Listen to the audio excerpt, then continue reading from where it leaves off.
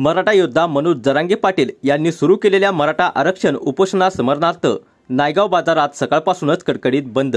नमस्कार, आपण बघत आहात महाराष्ट्रातील number 1 news channel Maharashtra police news 24।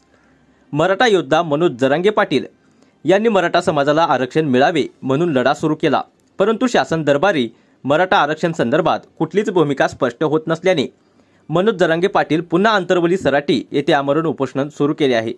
त्यांच्या उपोषणा समरणार्थ दिनांक 23 सप्टेंबर रोजी नांदेड जिल्हा बंदची हाक देण्यात आली असून या बंदमध्ये नायगाव बाजार येथील सकल मराठा समाजाचे कार्यकर्ते सामील होऊन नायगाव बंदची यांनीही हाक दिली असता शहरातील सर्व प्रतिष्ठान, लहान मोठे व्यापारी, कापड दुकान, किराणा दुकान सर्व रोज उदरनिर्वाह करून आपली रोजंदारी कमवणारे सुद्धा या बंदमध्ये स्वतःहून सहभागी झाले असून त्यांनीही आपले या बंदला समर्थन देत हजारो कार्यकर्ते रस्त्यावर ठिय्या मांडून बसले आहेत।